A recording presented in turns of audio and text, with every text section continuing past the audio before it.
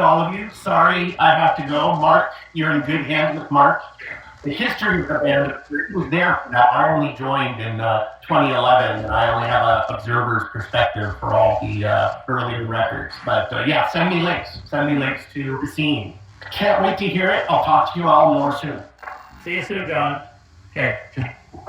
Okay, and then do you guys want to wait? Let me go look at the. Hold on. Yeah, let me go check real quick before we cut off here. But if not, you can always email it to me again. I'm on my. You're right. Hello, no one is available to take your call. Please leave a message after the tone. Queremos escuchar a Lisa desde ahora que empieza en Buenos Aires. 6:14 p.m. Un rápido recorrido por nuestras radios nos revela un panorama implacable y predecible. Un mapa de lugares plenamente recorridos que, se espera, visites justamente porque los conoces. Todo está donde siempre, presentando lo de siempre. Lo que antes se llamaba audiencia hoy se denomina mercado. Las radioemisoras no se ubican en espacios geográficos, sino en mercados. La programación no está dirigida a aquella incertidumbre orgánica que somos las personas, sino a denominadores comunes, cifras de un mercado. Esta terminología revela lo que realmente importa en el dial, como en cualquier otra forma de cultura, distribuida a nivel masivo.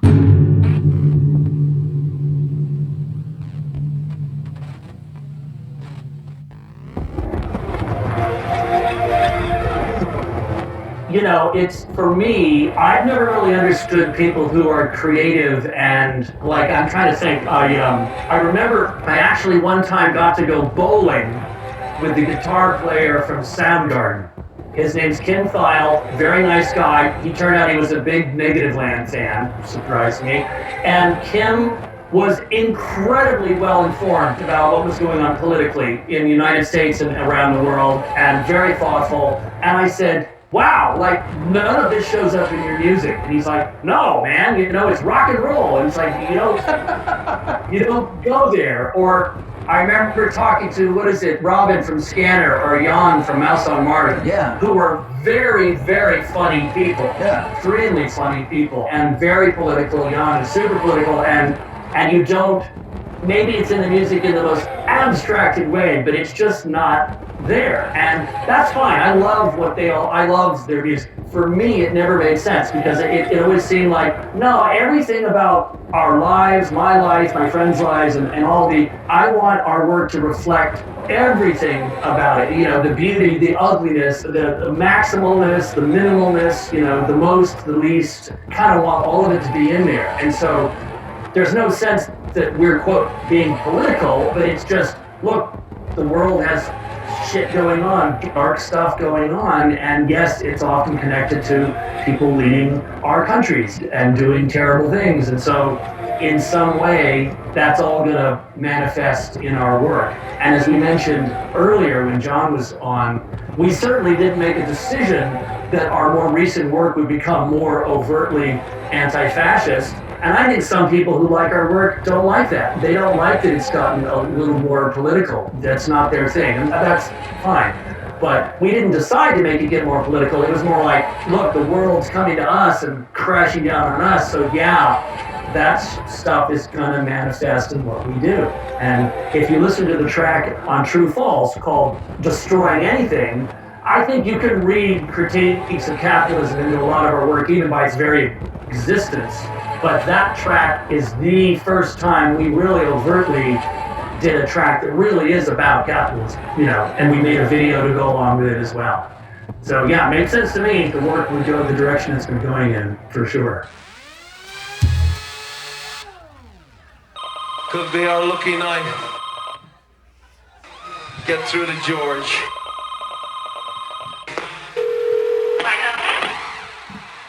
Hello, is that the White House? Yes, can I help you? Hi there, look, you may know, I call in a lot, and I'm always asking to speak to the president.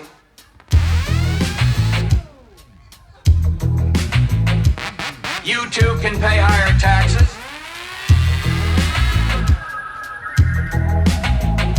two can see the U.S. get used to where it was. And I say, forget this economic policy. You two deserve better.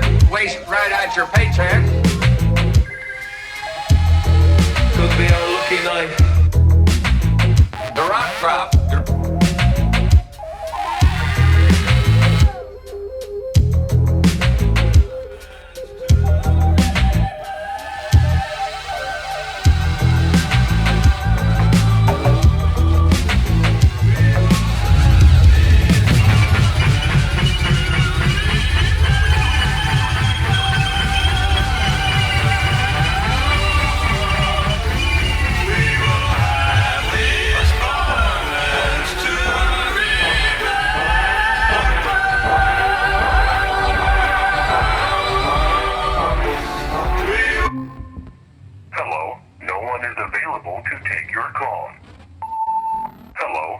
Queremos escuchar a Lisa desde ahora que empieza en Buenos Aires. Yes. So this is the second part. Okay, yes. La presión ejercida por los auspiciadores para aceptar o rechazar programas es el faro que guía a cualquier departamento creativo.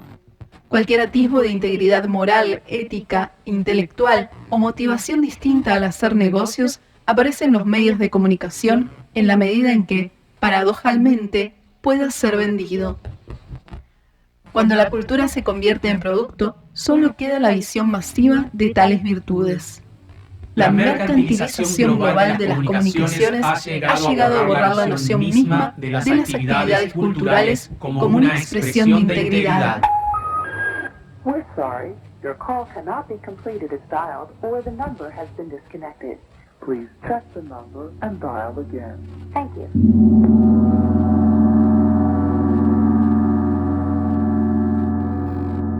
Yeah, it's always good to do these things with Jon because we like not talking about music too, as you noticed.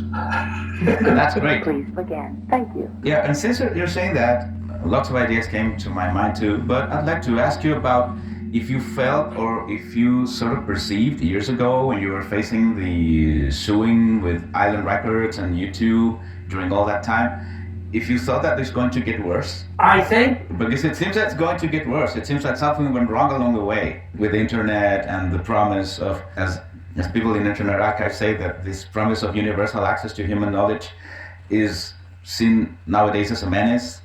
You work with Creative Commons for the Sample B license, which was great. And we work with all 34 years of our Over the Edge radio show are available for free on the Internet Archive. Yeah, too. So yeah, we work with them a lot, and we what they're doing is amazing and incredible. And as you may have seen, they're being sued in multiple lawsuits by people. In fact, the most recent one, which is over 78 RPM records, of which they have 400,000 of them on the site, a collection of major record labels are suing them, over 2,000 of them, and they're suing them for $352 million.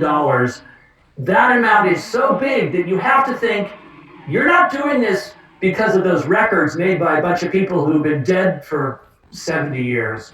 You're doing this because there's something about the very existence of the Internet Archive that you do not want to see this kind of sharing of information.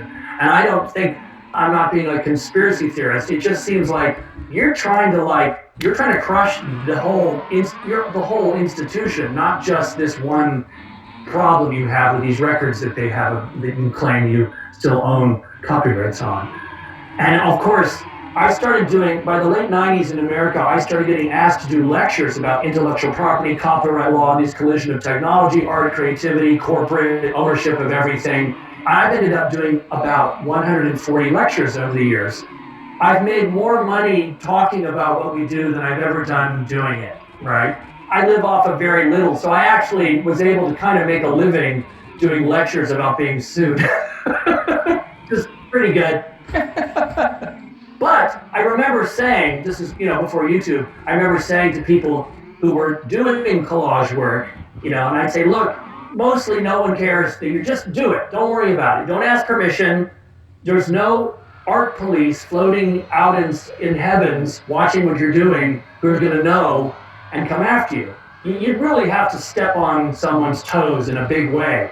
Well, now, because of the bots that crawl all over, YouTube, and I bet if they're crawling all over Spotify and Apple Music, there is an art police in the heavens. They are finding the samples, and in fact now with this new software that allows you to even, if you have a sample buried inside of a piece of music, it used to be that they might miss that. Well, as you maybe know, there's now software with they can actually dissect the music at a microscopic molecular level, and they may find, like, I think a lot of Negativland music that's on YouTube, I think it's gonna, at some point, they're gonna take it down because, or at least, they'll demonetize it because they're gonna figure out what we used, and they hadn't before. So that's all been, yes, the promise. I mean, in the 90s, if you're old enough to remember, there was a very utopian idea of what the internet was going to be. There was no advertising. It wasn't a shopping mall. It was like, wow, we're all going to be able to talk to each other across borders. This is going to help us be a more peaceful world and understand each other better. I mean, it was a beautiful, completely wrong idea. Well, we need guns. Yeah.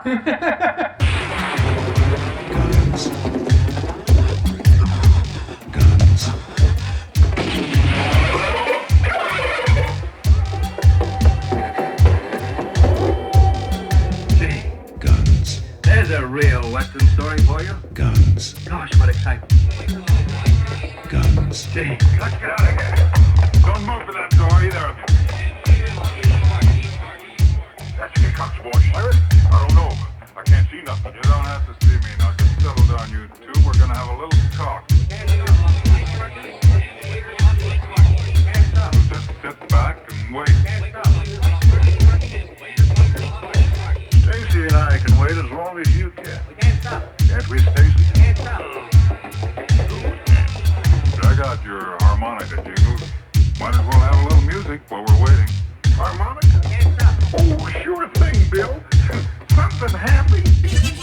Guns. Quaker Puff Rice Sparkies and Quaker Puff Wheat Sparkies. Those delicious, nutritious breakfast cereals shot from guns.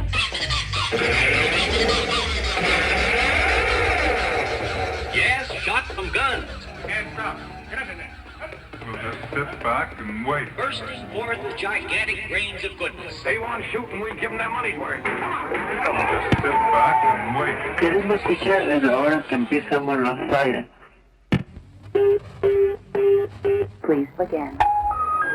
Thank you. One of the first websites I came across having the possibility of an internet connection at home was Web. So this utopian feeling, it was what happened with my first encounters with internet. Yeah. Plus the Plantarphonia essays and the Plantarphonics material. That was my opening gig to that. Well, our website, we started in 1995, and that was a very strange thing for a group like us to have in 1995. I mean, it's hard to explain to anyone young now how weird that was, that we had a website. We weren't selling anything, we just were approaching it as a new medium. What can we do within this new medium that's creative and interesting?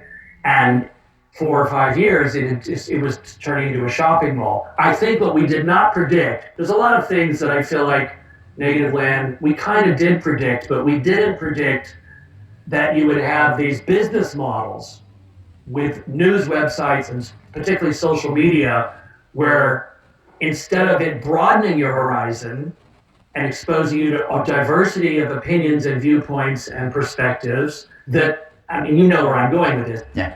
The algorithms create the filter bubble where we're just going to give you more of what we think you like, particularly if you things that scare you. And if you like things that freak you out and scare you and feed into your fears of other human beings and people of different colors and viewpoints, we're going to give you that because that's going to keep you coming back to our website and watching and scrolling over it and never leaving. And then you get the new thing, the dopamine hit, which TikTok is the ultimate expression of. And so it turns out that the internet ends up putting us in these silos. Again, I know you already know what I'm saying, but certainly none of us realize, my God, it's going to silo us off, and it's going to end up being the most terribly destructive to democratic ideas. I mean, terrible. And I think the anonymity of the internet, that you can leave comments and no one knows who you are. You're not beholden to any community or anyone. You see the way people talk to each other in comment sections. You'd never talk to someone like that out on the street, but you will do it from hiding behind your keyboard. So, and obviously it's very connected to, why we had the orange Cheeto president we had, got elected. I mean, all of it's all connected to that, because he was very good at using social media and frightening people and getting them to vote for him. Okay. I should say, sorry to your question, when we first were sued, because Negativland, for those of you who don't know, we made a record in 1991 that sampled from the band U2. It used outtakes of a very popular, nationally known disc jockey named Casey Kasem, who was very well known in the United States. And it's outtakes of him trying to do a show and screwing it up and getting angry and swearing. It's very funny. Yeah, it is. Talking about the band U2, who at the time were the most popular band on the planet Earth. And we were inspired by these tapes we found. This is before the internet, of course, so these only existed on a few cassettes that people traded. I mean, not many people had these. And we were inspired to make a record. We used some of U2's music, and we ended up calling it U2, and the cover design looked like a new album by U2 that was called Negativland, because we put the U and the 2 really huge on the cover and Negativland at the bottom really small. Yeah. We thought all these were really interesting, funny, provocative ideas, but we also thought we were underground enough that nobody would care. And we were within, I'd say, 2 weeks of the record coming out, we were sued by U2 and their record label at the time, Island Records, for copyright infringement, trademark infringement, defamation of character, failure to obtain a license to do a cover version. Everything you could think of, they sued us for. And at this point, the group had been making records for 11 years. So we were propelled into a fight over not just this record, but our entire way of making and creating new work. And so, to answer your question, Gerardo, is that there was a month or two where I remember being really depressed. Of course. And thinking, does this mean we have to stop? And it was Don Joyce in Negativland, who was older than us, and who had the one person with an art degree, and he knew art history. And he said, oh no. He said, this means we have to do even more of what we're doing. We have to keep showing the public that this is a legitimate way of creating art in this new world we live in. We're not a threat to anyone at all. And no, we have to keep not just doing what we do, but we also need to keep setting examples to people to don't be afraid, just keep doing this. So he was right. And that's when we realized, oh no, we're not giving up. Absolutely not. Good. Play the record, okay? Excellent. Please.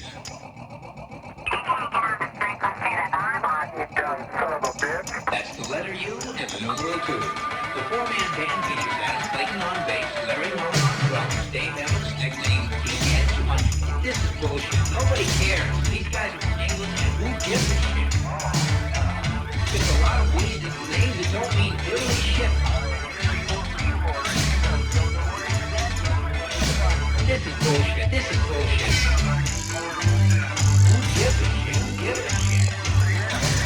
Diddly shit. Diddly shit. Diddly shit. Diddly shit.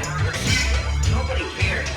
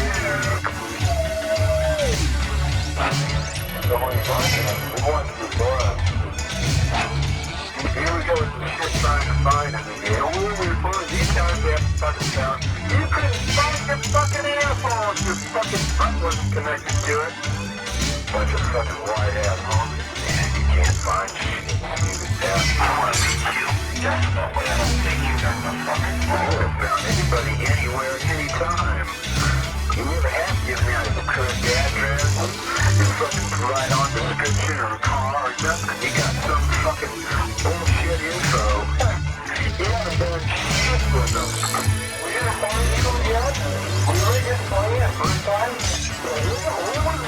time, huh? When was the first time? Why don't you give up his address and what he looks like and his car and all that fucking information? Yeah, you got somebody there, I don't know who, but go ahead, give all that shit out of you. Why don't you go over there and knock on his fucking door, man? You think you know where he's at and all this shit. Numbers, man. It's impossible to make those transitions. Then you gotta go into somebody dying.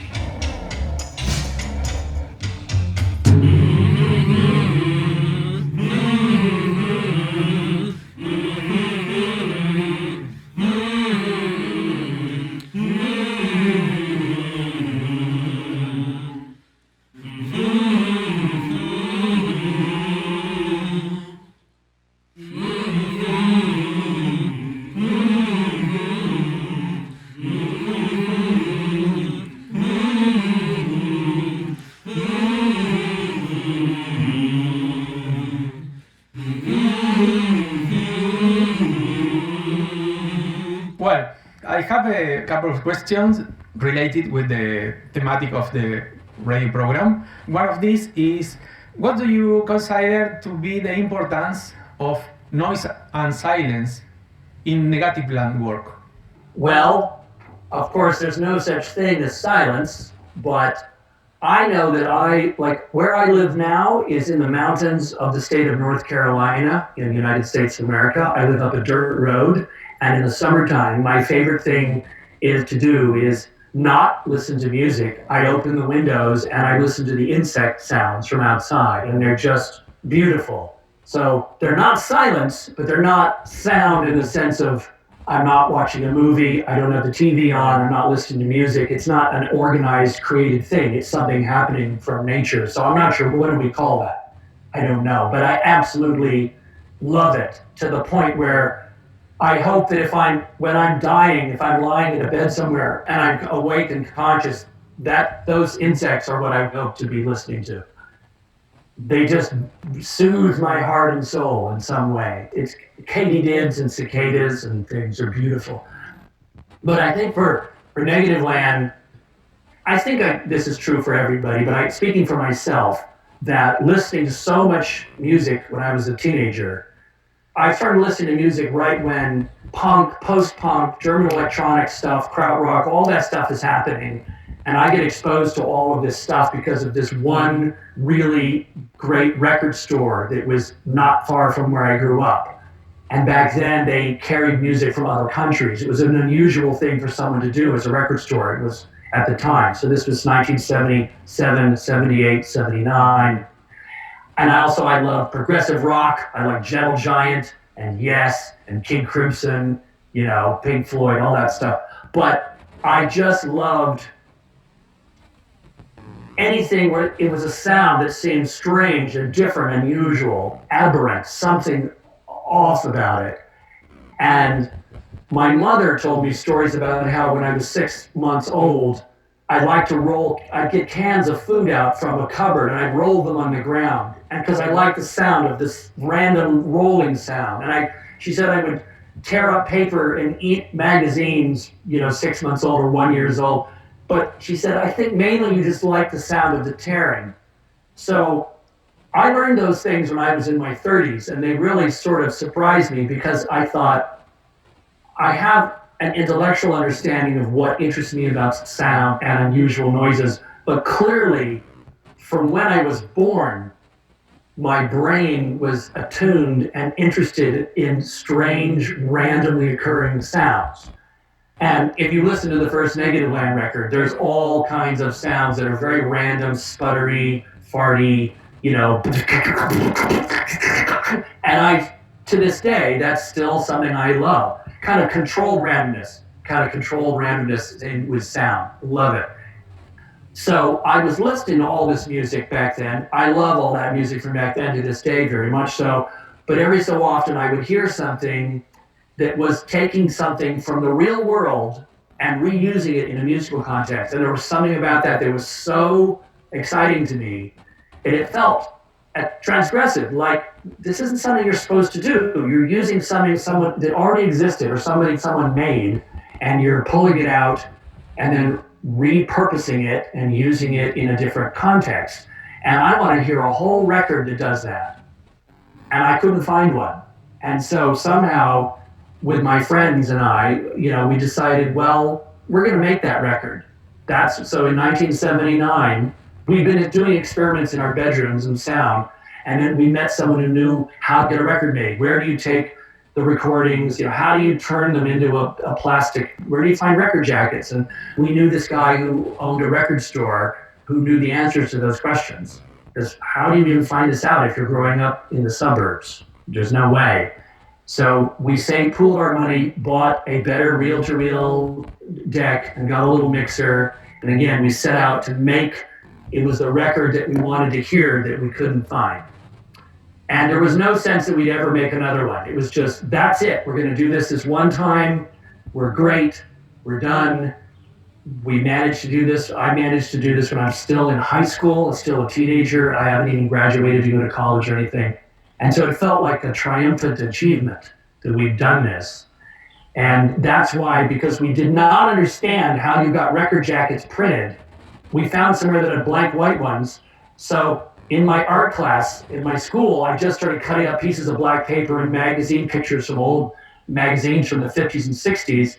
My art class had wallpaper sample books in the end. So Gerardo just showed, you can't see this because you're listening to this on the radio, but Gerardo was showing us in our call here that he has a copy of that original record. And in fact, if you take the record out, lift up the front of it because it's a flap, and tell me what the number is of it. Do you know? Let's see. Let's see what number it is. Hard copy.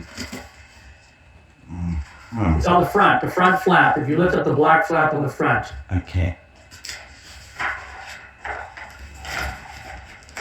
2518. Oh, okay. So pretty low in the numbers. And underneath that's been, we cut out stencils and spray painted those and stuff. Yeah. I was probably doing that in the garage of my mom and dad.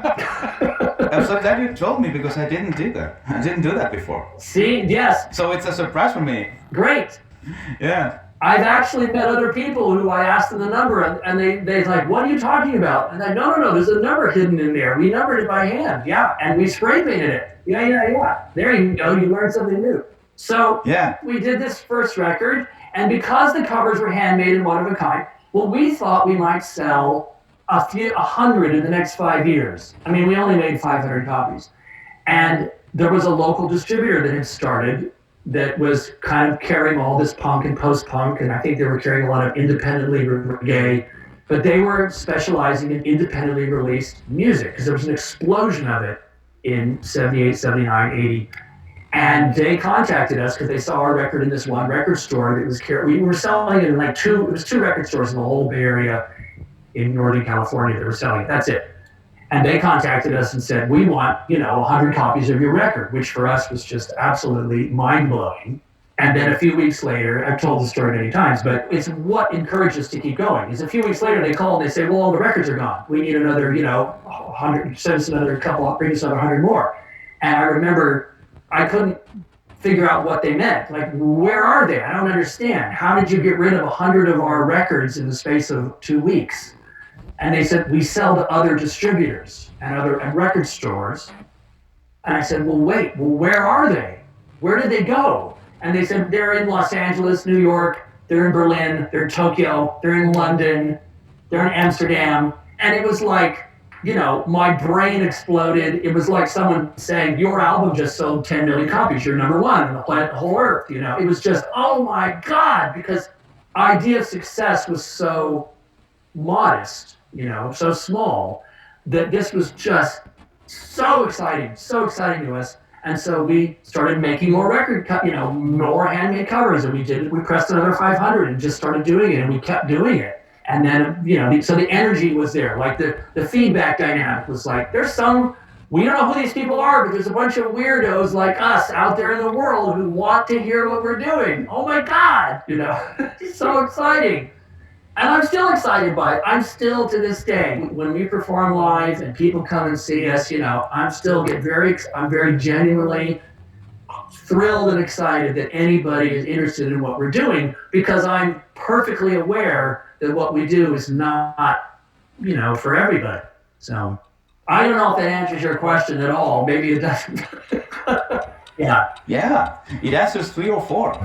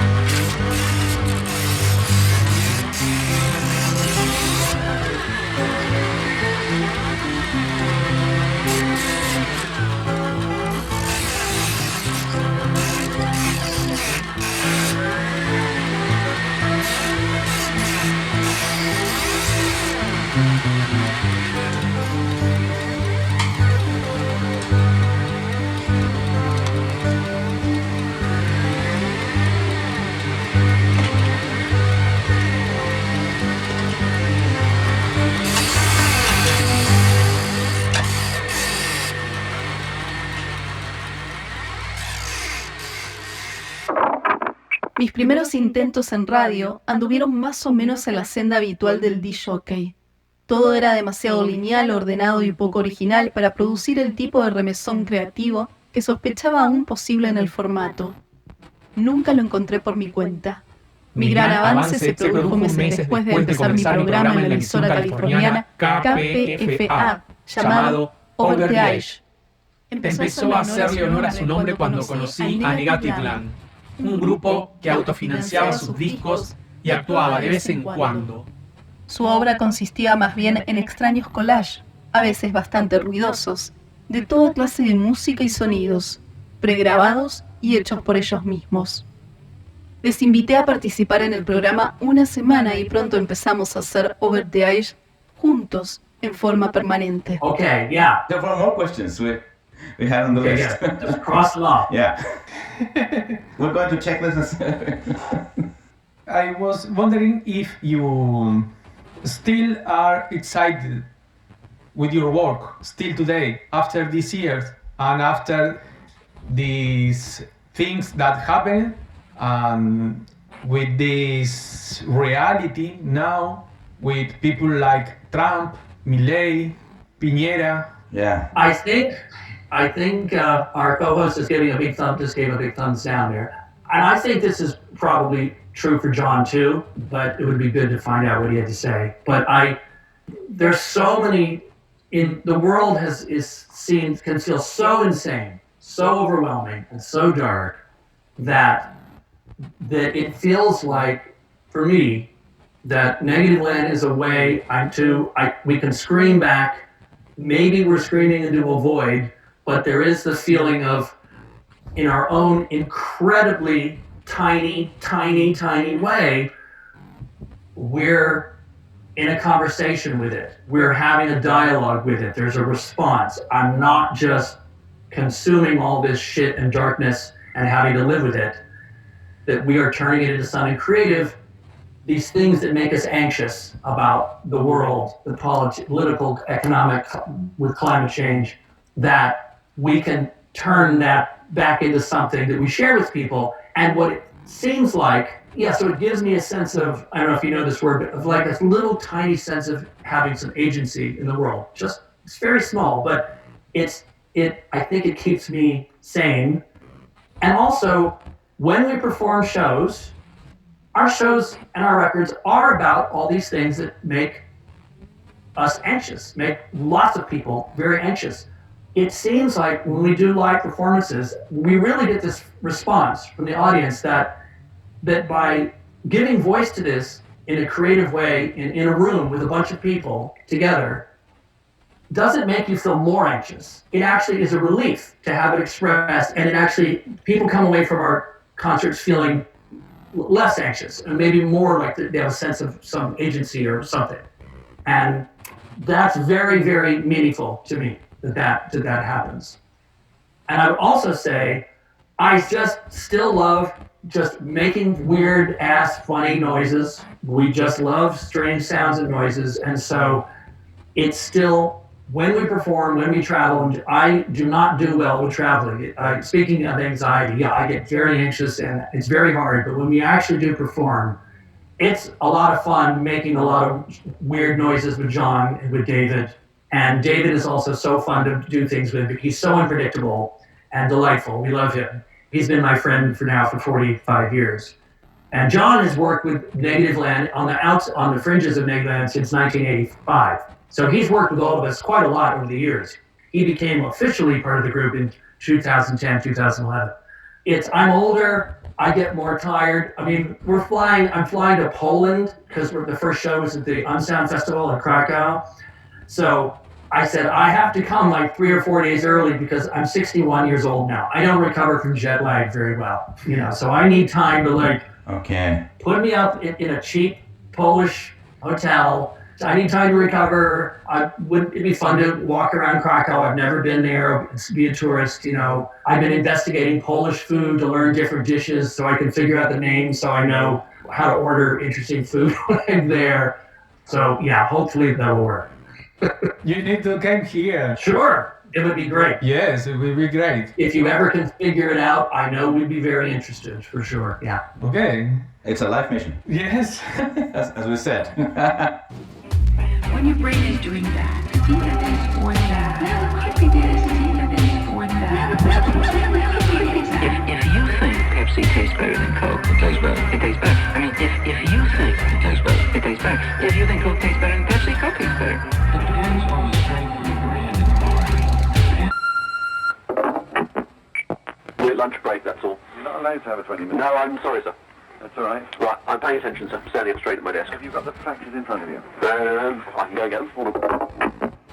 I'm just curious, is the Spanish spoken in Argentina and in Chile, is it pretty much the same, or is there things that are a little different, or like things where you're like, is it all easy to understand, or no? It's the same language with some different words to some things, but we can understand very, very fine, very well. There is no problem. Yeah. So, Franco, going back to when we first were talking, maybe before we even recording, were you saying that your show, you try to focus a lot on women who are working in experimental music? Yes. Is that what you were saying? Yes. Great. We do, when we perform, and I wish we didn't have to do this. I feel like things should have evolved more by now, but when we tour and perform, and people are looking for opening act, we always say, you got to find a woman or a person of color to be, our opening act. We're enough of the white men on stage doing experimental music. That's enough. So please try and find women too. And that's been great because if you've been following this long enough, there's absolutely it feels like that world has really opened up. There is more and more women who are doing noise and harsh noise and experimental music and all kinds of incredible stuff. I mean, it seems very different than 25 years ago. Yes. Months ago, we interviewed Victoria Shen. Oh! And she told us that she played with you the previous week. Wow, she was amazing. Oh my God. Oh, geez. And genius. She's brilliant, and her performance was... She is. I mean, she's fierce. Yeah. Yeah, really powerful. And we were thrilled to get to play a show with her. That was great. Yeah. Yes. Vicky was amazing interview too. Yeah, absolutely. Yeah, and we've been, I think, friends with her since the 90s, so know her a long time. Yeah, it's been wonderful to see her work evolve into what it is now, and what she's doing, the direction she's gone with film and video and collage. It's just, I feel like her work has grown from being just playful, funny, goofy, it's great. Her early stuff is great, but it's grown into something that now has a sense of poetry to it. It has a sense of something more nuanced, beautiful, and evocative, and there's something very rich now about what she's doing with sound and with her visual collage that it's real different than, I feel like, her early work. And yeah, you're right. Her visual stuff, just mind-blowing. I mean, it's just the best. Wow. And she also works with mistakes. Oh, sure. She also makes lots of mistakes, and she welcomes them. Oh, yeah. And it's very funny and enthusing how she incorporates them into the whole... Oh, yeah. There's nothing funnier than either performing or working with Vicky on a project, and she'll take a mistake and play it over and over and over and giggle and giggle and giggle and giggle. Lovely. And in fact, when I listen to her records, when I listen to some of her records, particularly older stuff, in my mind, I can hear like, I know she's just totally giggling while she's making that track. I can hear it. I know she is. He's laughing and laughing. Great. You can never use it without our permission. Maybe he's right. I sent you the check. I own it or I control it. You can never use it for anything without my permission. And if you want to challenge me, we'll go to... What do you think about what happens with the Grid 78 project in Internet Archive? Well, I'll tell you that, we worked with a guy named Jason Scott. We also know Brewster Kahle, of course, who started the Internet Archive. And in fact, the Internet Archive headquarters in San Francisco actually has a framed copy of our U2 record on display somewhere in the building, which really surprised me when I saw that. Anyway, Brewster does have enough money to fight these people. I mean, he's going to spend probably millions of dollars to fight, which is horrifying. But the Internet Archive gets donated a lot of money. People donate a lot of money to them.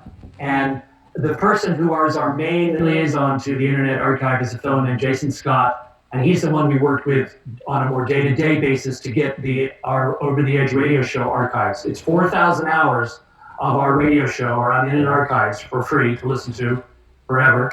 So I've talked to them recently, about this, and they will fight it. And as I said earlier, there is the sense that this lawsuit is not just about those records. The amount of money they're asking is so gigantic. And they'd already been to a previous lawsuit to do with these book publishers, which was also absurd because they were acting as a digital lending library for people during COVID. It was a kind of a COVID-inspired thing, and then they were sued. So what you were saying earlier, there's forces that do not want to see the internet used as a place to just share, information and culture and ideas. I think if you want me to put you in touch with the Internet Archive people, you could do an interview with them, and maybe Jason or maybe Brewster Kahle himself, but I'm sure they would do it. They would want to talk about it for sure. Of course, we're glad for this. Yeah. Thank you very much. It will be very interesting. I also will tell you, he has multiple copies. The Internet Archive, where all the servers are, there's another copy of it that's somewhere, I think, near where the actual Library of Alexandria was, like somewhere in Northern Africa. But they have another copy of the Internet Archive in Canada that is somehow legally separate from the Internet Archive, so that if something ever really crushed the Internet Archive, the one in Canada exists as its own thing, kind of in some legal business way. So they really thought through backup plans of what to do if someone actually tried to really stop them. Yes, thank you. You're very welcome. Thanks for sharing all you've shared about what's going on in your countries. And I don't know if you'll use any of that stuff at the beginning about... Sure we will. Good. We'll try to do an over-the-edge-like chapter. So we hope you enjoy it. Yeah, sure. Thank you so much. It's delightful, really. And I know I could tell John was really interested in learning more about, what's going on. Thank you. It's an honor. Yeah, so maybe someday in person we will meet and... Of course. Count on that. I was wondering, since we're talking about archives in this big sense, sure. How are you dealing with your archive, your Negativland archive? Since it's so huge, you've been decades working on it. Yeah. By the way, I feel honored that knowing that and learning that you did this when you were in high school. And then you started working from this in high school, so it's a double honor for me. It's a double gift. Oh, yeah, great. Well, if you go to our Facebook page and scroll back just a few posts, you will see that we recently got a lot of our physical archive after Don Joyce for Negativland died. A lot of it was stored at the Internet Archives building. That they have an actual storage facility in Richmond, California, which is across the bay from San Francisco. And they stored a lot of it for us, just as a favor. And so we've worked with an archivist. He works with a group called the Firesign Theater, and he has been willing to transfer a lot of these old reel-to-reel tapes so that we can use all this stuff that was from the radio show and the live shows that have never become used in studio recordings, And so after Don died, he transferred about 4 boxes full that I picked through. He's now got about 16 more boxes full of stuff. So it's up to him, because he does this just because he loves doing it. But over time, he's interested in it as an archivist. Our interest is, hey, we are looking for little things we can collage with in new records, old stuff that belonged to Don that's from the 80s and the 90s. The other person that's helped us so much is Tim Maloney, and Tim is the one who took hundreds of Over the Edge shows on cassette, and he spent about 3 years slowly transferring them, digitizing them, so that they could all end up in the Internet Archive. So he's another unsung, incredible hero in helping Negativland archive and save what we do so that other people can enjoy it.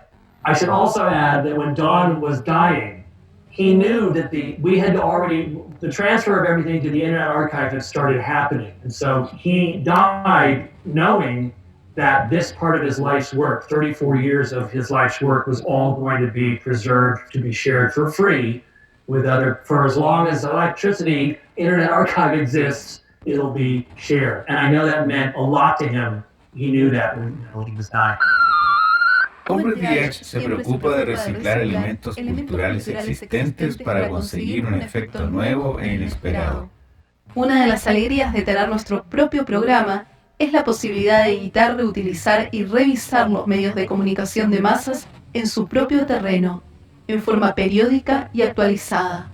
El flujo de información sigue siendo unidireccional, diseñado para ser absorbido, pero también rechazado, siendo imposible que afecte a todos los sometidos. Si te molesta la arrogancia de los medios de comunicación, este tipo de interferencia cultural es una forma más que satisfactoria de autodefensa contra el inamovible status quo. Here comes the first question. You ready? Okay, here we go. What is Negativland?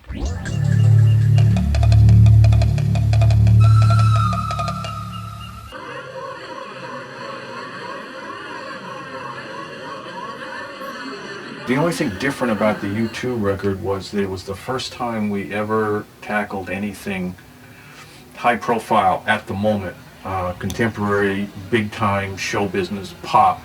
It was like asking for it, because these people are very intent on proprietary control over their work because it's worth so much money to them. The art, but that's also the beginning of the money-making process because all of this is a business. It's making music, but it's also making money.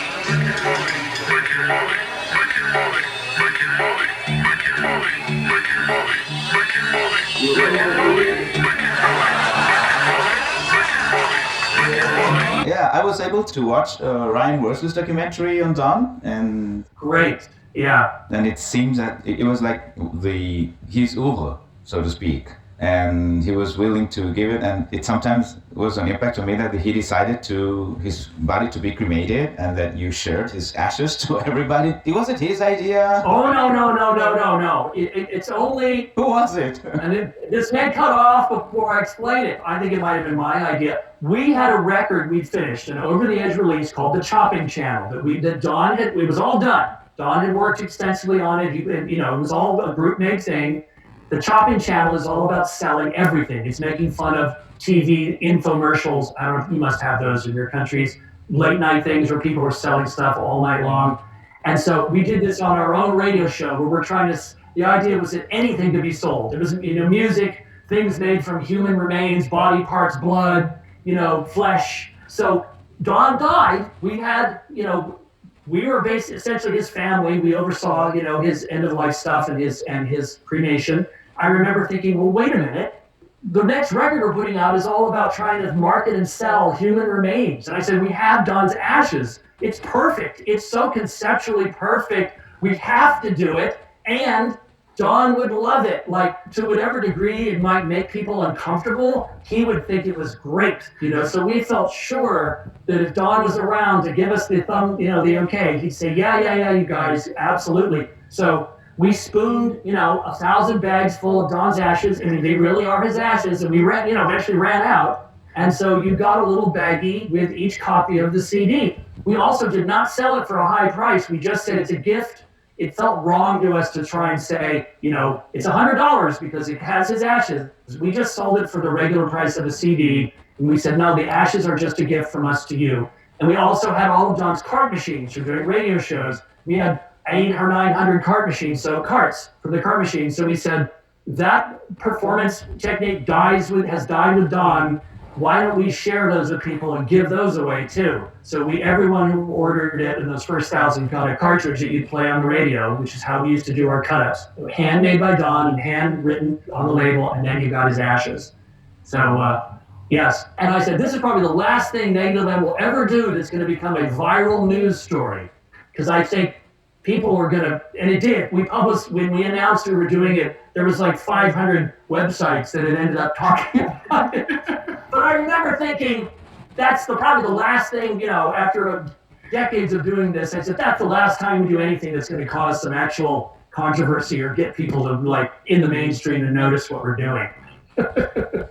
Yeah, so there you go. I'm glad I asked them because I was puzzled at first. Yeah. And the link is not so explicitly put in the movie.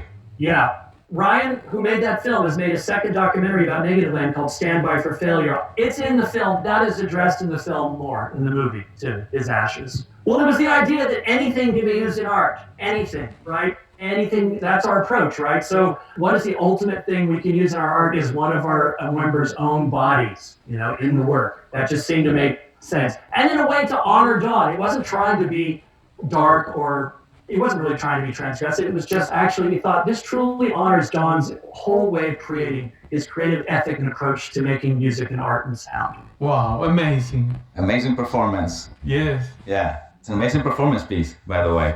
He's very well distributed, yes. He's all over the world. Yeah, he's spread all over the country. Yeah, sure. Over the Edge nunca habría alcanzado su actual nivel de adeptos sin años para desarrollarse. Esto ha permitido no solo el perfeccionamiento de sus técnicas, también la evolución de sus prácticas como temas sutiles pero enriquecedores, nunca vistos como primera opción. Personajes que regresan, reportajes frecuentes, toda una red ficticia llamada Universal Media Network, innumerables tramas internas, fantasías que se han desarrollado con el tiempo. Y para cuando todo esto nos resulte archisabido, podemos fingir que lo sustituimos por otro programa, completamente distinto. Todo esto depende de la capacidad de aparecer con regularidad, clave para entender los efectos de todos los medios de transmisión. Al ser interactivo de maneras poco usuales, Over the Edge requiere ser programado con regularidad, para que los oyentes puedan acostumbrarse y con el tiempo entablar una relación creativa con él. Este potencial no siempre se cumple, pero es importante mantenerlo. Así que llegó el momento. Haz tu propio show.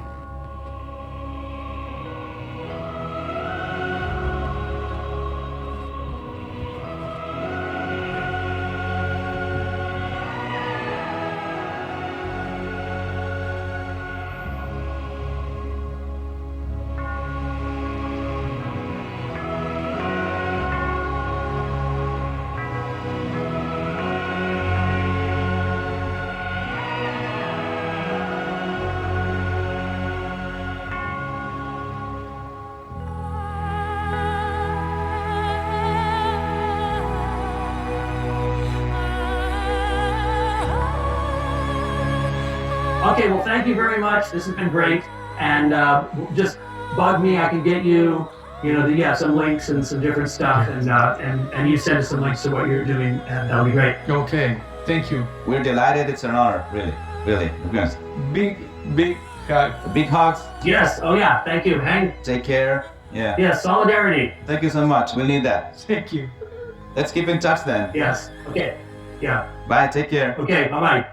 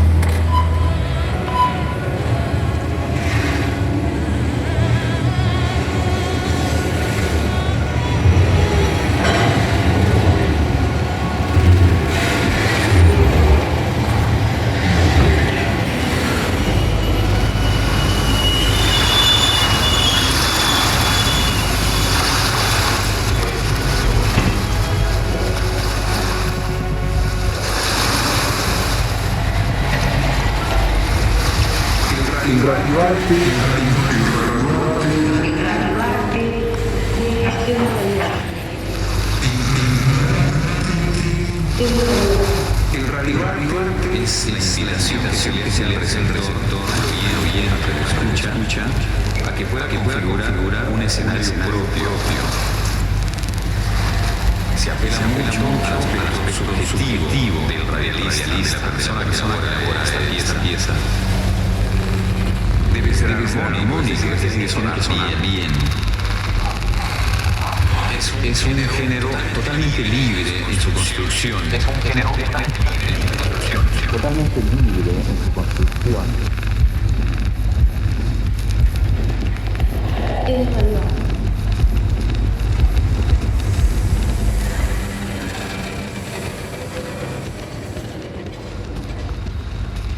Radio art is the invitation that we make to the receiver, the radio listener.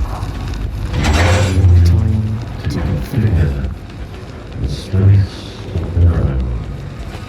We appeal to the person who creates the piece, the artist's subjectivity. It has to be harmonic. Los ingredientes con los que vamos a trabajar son los elementos del lenguaje, de la música, con efecto, con la voz, la palabra y con el silencio. It has to sound good. It is a completely free genre when it comes to framework.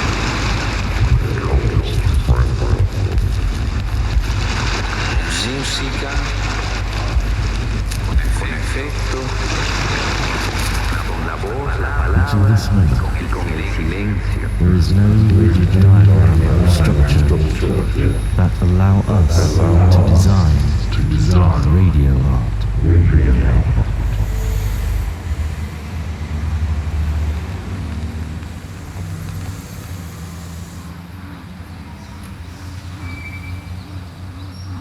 You're listening to The Noise, The Message.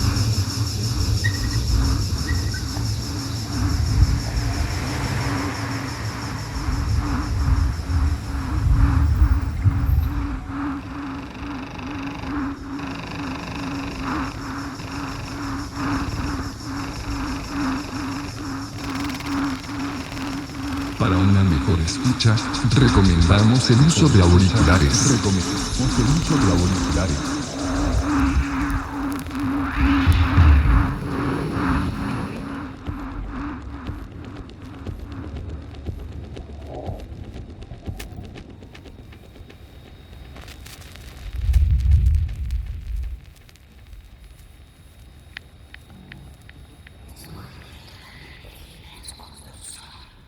Queremos escuchar desde la hora que empieza con los rayos.